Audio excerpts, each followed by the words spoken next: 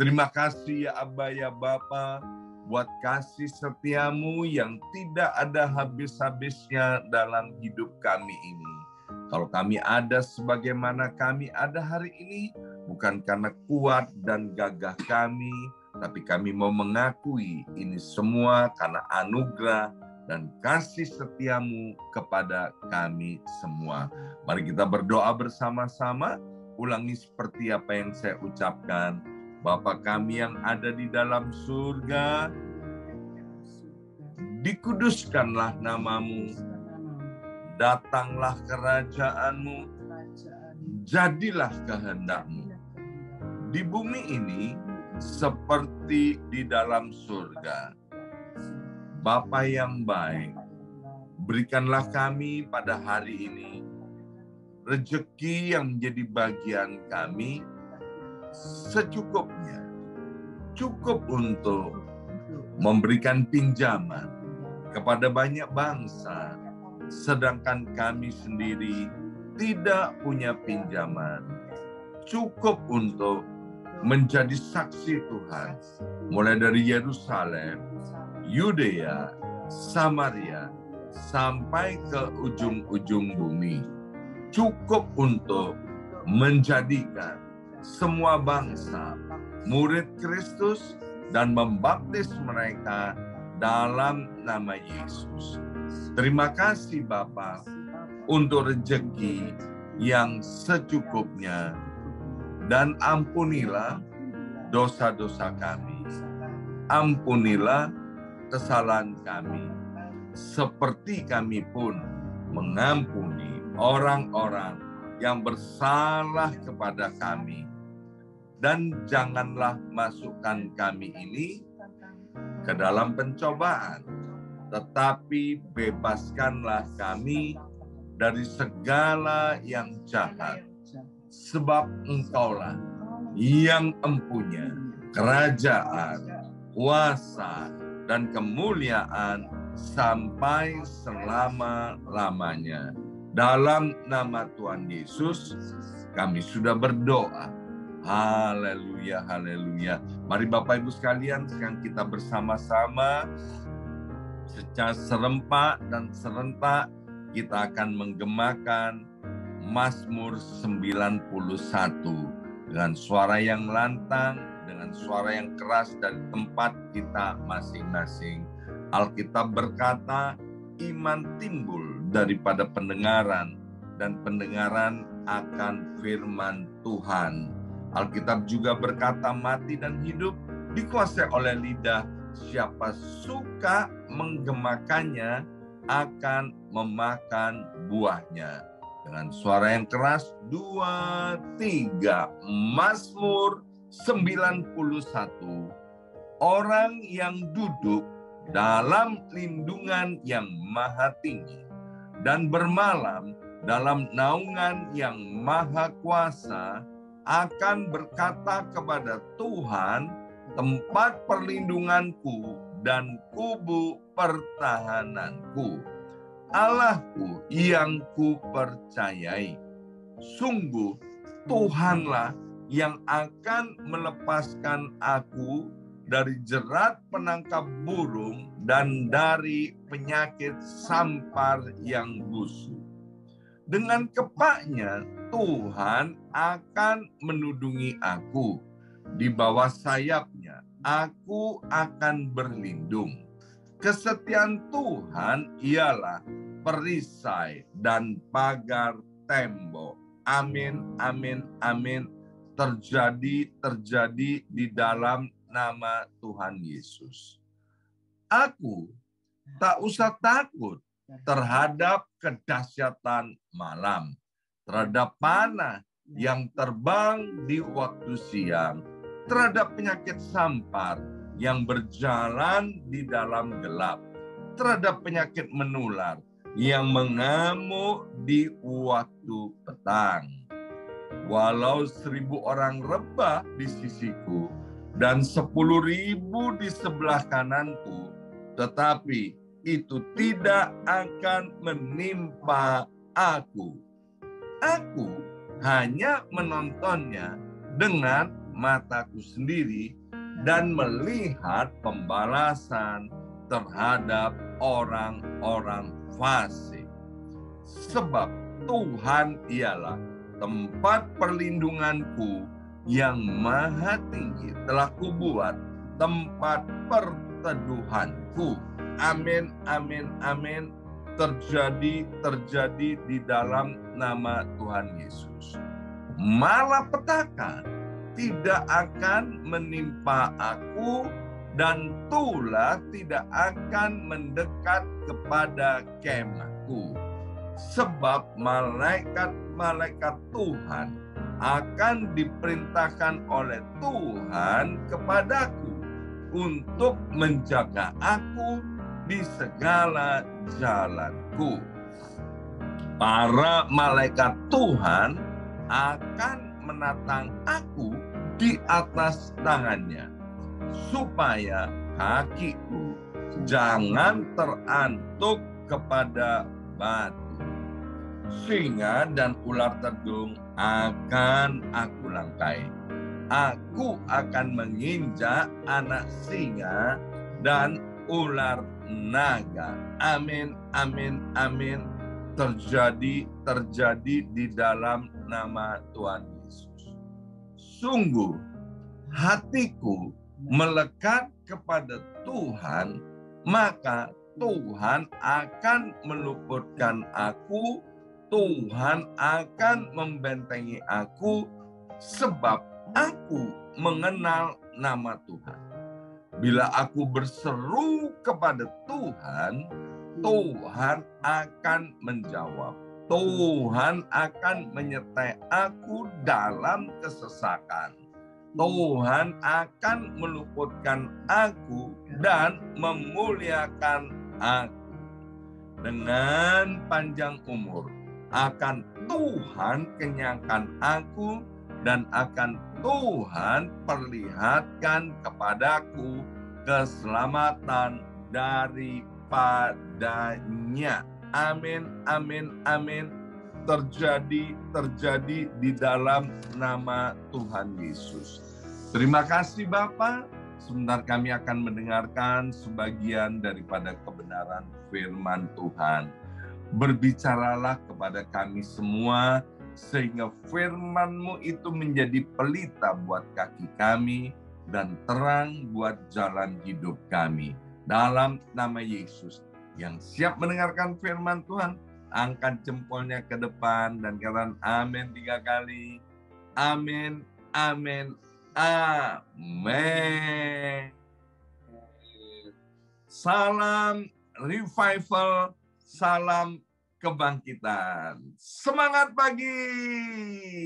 Ya, semuanya semangat pagi.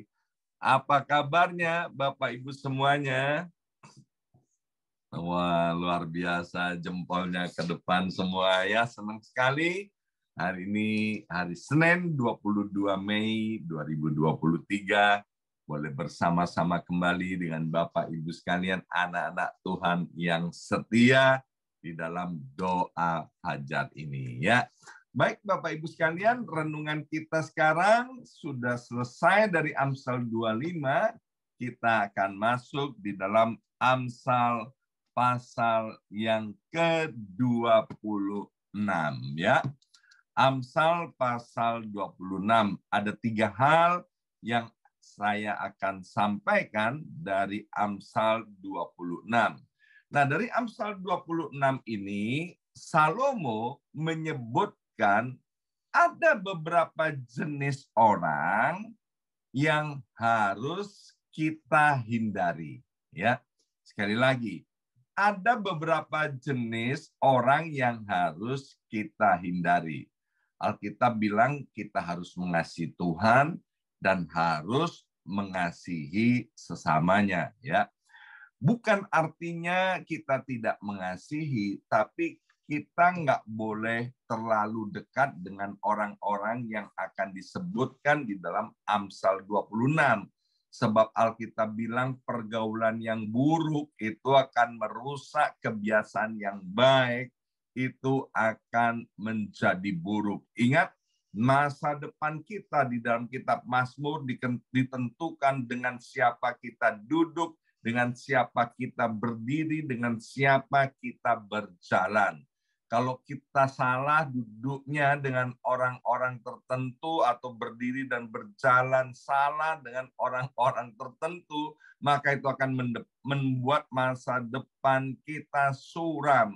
Padahal Tuhan berkehendak kita semua memiliki masa depan yang cerah, masa depan yang penuh dengan pengharapan. Ya, nah, Bapak Ibu sekalian, kalau kita punya teman 1.000 itu masih kurang banyak. Tapi kalau punya musuh 1 itu udah amat sangat banyak. Ya, kita bukan mengatakan, Amsal ini tidak mengatakan kita memusuhi, tetapi kita perlu untuk menghindari atau tidak bergaul dengan orang-orang yang akan disebutkan dari Amsal 26 ini. Mari kita akan baca ayat yang ke-11 terlebih dahulu. Amsal 26 ayat yang ke-11. Seperti anjing kembali ke muntahnya, demikianlah orang bebal yang mengulangi kebodohannya. Amsal 26 ayat yang pertama sampai dengan ayat yang ke-12 itu berbicara tentang orang bebal. Orang bebal itu berbeda dengan orang bodoh. Kalau orang bodoh itu diajarin, ya lama-lama orang bodoh itu akan jadi pinter. Kita ingat di Indonesia, ya ada satu gerakan pemerintah yaitu memberantas buta huruf. Jadi pemerintah Indonesia luar biasa bagaimana mereka pemerintahan ini mengharapkan seluruh penduduk Indonesia bisa membaca dan bisa menulis. Dan kemudian di zaman internet, maka pemerintah berusaha untuk memasang jaringan internet di mana-mana, sampai ke pegunungan, sampai ke pelosok-pelosok desa, sampai ke pedalaman. Tujuannya apa? Agar orang-orang jadi pinter, ya. Jadi orang bodoh itu kalau diajarin lama-lama jadi pinter. Tapi kalau orang bebal nggak mau diajari, Bapak Ibu sekalian, bukan nggak bisa diajarin, tapi nggak mau diajarin. Ya, kalau orang bodoh ditanya 2 ditambah 2 sama dengan berapa? Kalau dia menjawab 2 ditambah 2 sama dengan 5, misalnya, ya kan? Kemudian kita bilang kepada orang bodoh itu salah. 2 ditambah 2 bukan 5, tapi 4. Ya, dikasih peraga. Ini ada 2 buah apel, kemudian ini 2 buah apel lagi yang lainnya. Kalau ditambah, ini ngitungnya 1, 2, 3, 4, bukan 5. Oh iya, 2 ditambah 2 sama dengan 4. Ya kan? Kalau ditanya lagi kemudian 2 tambah 2 berapa? 3, ya kan? Itu kan namanya orang bodoh, diajarin lagi. Lama-lama Bapak Ibu sekalian, orang bodoh itu ditanya 2 tambah 2 sama dengan berapa? Maka dia akan bilang 4. Ya kan? Kenapa? Orang bodoh bisa diajari. Tapi kalau orang bebal beda, Bapak Ibu sekalian, ya. 2 tambah 2 sama dengan berapa? 5. Salah. 2 tambah 2 sama dengan 4. Orang bebal bilang gini, kalau aku mau jawab 5, kamu mau apa? Ya kan? Nah, ini orang bebal. Orang bebal nggak mau diajari, orang bebal itu nggak mau berubah. Jadi Bapak Ibu sekalian, kalau kita ketemu orang bebal, ya didoakan saja. Ya, jangan coba-coba mau mengajarin atau merubah orang bebal, itu akan sia-sia.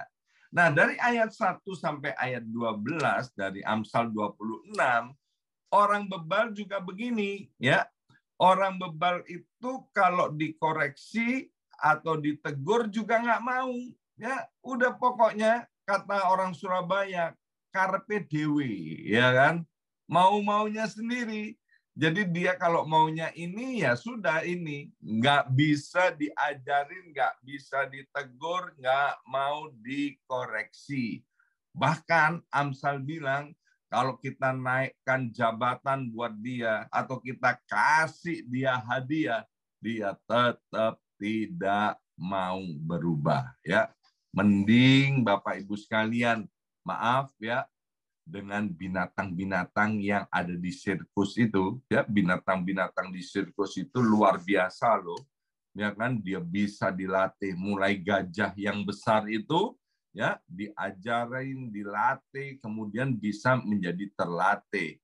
Kemudian kita kalau pernah lihat itu di SeaWorld atau di sirkus-sirkus yang ada ikan lumba-lumbanya, ya diajar berhitung ikan lumba-lumba juga bisa berhitung, ya itu karena mereka mau dilatih, tapi orang bebal nggak mau dilatih. Nah, kita nggak boleh ya bergaul dengan orang bebal.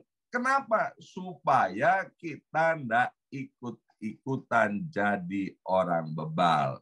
Itu yang pertama.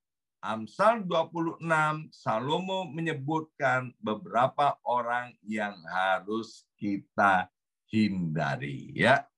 Yang kedua, dari ayat yang ke-13 sampai dengan ayat yang ke-16, ini berbicara tentang orang malas. Ya. Orang malas itu juga harus dihindari. Amsal 26 ayat yang ke-14, Amsal 26 ayat 14, seperti pintu berputar pada engselnya, demikianlah si pemalas di tempat tidurnya. Ya, nanti Bapak Ibu sekalian kalau punya waktu bacalah ayat 13 sampai ayat yang ke-16 ya. Mengapa orang malas itu juga harus dihindari? Karena orang malas itu cuman jagonya membuat alasan. Ya, saya sering bercanda bilang gini, kalau mau cari alasan, ya mau belajar alasan, belajarlah kepada orang malas. Ya, karena orang malas itu, akalnya pinter itu, alasannya macam-macam, ya kan? Kenapa nggak kerja? Ya, hujan, ya kan? Kenapa nggak kerja? Sulit sekarang cari kerjaan. Kenapa nggak kerja? Ya kan? Wah, banyak sekali macam-macamnya. Kenapa nggak sekolah? Kenapa nggak ibadah? Kenapa kamu nggak ikut doa fajar? Nah, mereka akan keluar banyak alasan. Kenapa? Karena mereka malas. Ya, orang malas itu, Bapak Ibu sekalian, dia jagonya membuat alasan. Kemudian orang malas itu ya seperti pintu pada engselnya, banyak geraknya tapi nggak ada hasilnya ya. Kelihatannya sibuk tapi nggak ada hasilnya. Jadi kalau kita nanti dekat-dekat sama orang malas, nanti ya lama-lama ketularan, kita juga jadi orang yang malas. Maka itu kalau ketemu dengan orang malas itu harus dihindari ya. Kita mungkin seringkali melihat ya ada orang-orang malas ya kumpulnya sama orang-orang malas. Bapak Ibu sekalian, orang malas nggak cocok tinggal dengan orang rajin. Orang rajin nggak cocok dengan tinggal orang malas. Kita lihat itu di taman-taman misalnya ya kan. Setiap hari kita ketemu dengan orang malas yang itu aja ya kan. Mungkin kita waktu olahraga atau apa ya kan. Orang malas itu ya itu aja ya, kemudian kumpul kerjanya kongko dari hari ke hari. Kayaknya sibuk tapi nggak ada kemajuan. Dan kita akan percuma kalau kita buang-buang waktu untuk menolong orang malas. Ya, puji Tuhan. Kami suami istri pernah kemudian menasehati orang malas, ya, orang malas. Alkitab kan bilang gini, kalau orang nggak mau kerja, jangan makan. Wah, itu bertahun-tahun loh kami menasihati orang malas ini ya. Selalu ada alasan untuk tidak bekerja. Akhirnya kami nggak mau nasihati lagi orang malas itu. Kami cuman bilang begini sama keluarganya ya, yang jenis begini cuman bisa didoakan ya. Terus orang keluarganya itu ya terus mendoakan si malas dalam keluarganya ini bertahun-tahun sampai kayaknya mau berputus asa. Wow, kemudian tiba waktunya ya, akhirnya orang malas ini setelah didoakan, sekarang dia menjadi orang yang rajin. Jadi kalau ketemu orang bebal, orang malas, please jangan buang-buang waktu untuk mereka. Jangan kemudian bergaul atau dekat-dekat dengan mereka. Lebih baik didoakan saja. Karena kita akan percuma buang-buang waktu yang sia-sia. Dan yang ketiga, Amsal ini mengajarkan kepada kita untuk kita menghindari para pengacau. Ya, nanti Bapak Ibu sekalian bisa baca dari ayat 17 sampai dengan ayat 28. Kita baca ayat 17 saja dulu. Ya, orang yang ikut campur dalam pertengkaran orang lain adalah seperti orang yang menangkap telinga anjing yang berlalu. Bapak Ibu sekalian, kalau mau tahu mempraktekkan Amsal 26 ayat 17, kita yang ada di New York ini gampang, ya kan? Karena kita bisa lihat anjing di mana-mana itu ya. Baik di taman, di jalan-jalan, di bawah orang ya. Coba nanti selesai doa fajar ini ya, Bapak Ibu coba-coba nih kalau lihat ada anjing itu ya lewat, tarik telinganya ya. Tarik ya, tempat ada anjing lewat tuh tarik telinganya. Kita lihat apa yang terjadi ya. Saya mau kasih tahu Bapak Ibu sekalian, waktu Bapak Ibu tarik telinganya pasti Bapak Ibu digigit ya. Jadi karena saya udah kasih tahu digigit, jangan coba-coba ya kan. Nanti kalau ada anjing lewat, jangan ditarik telinganya, nanti kita bisa digigit ya. Nah, si pengacau itu ya, itu disamakan seperti itu ya. Maka itu Bapak Ibu sekalian, yang disebut dengan pengacau itu adalah orang yang suka mencampuri urusan orang lain. Itu disebut pengacau. Kita harus menghindari pengacau itu, Bapak Ibu sekalian ya. Ada orang-orang yang memang sukanya mencampuri urusan orang lain. Sehingga apa?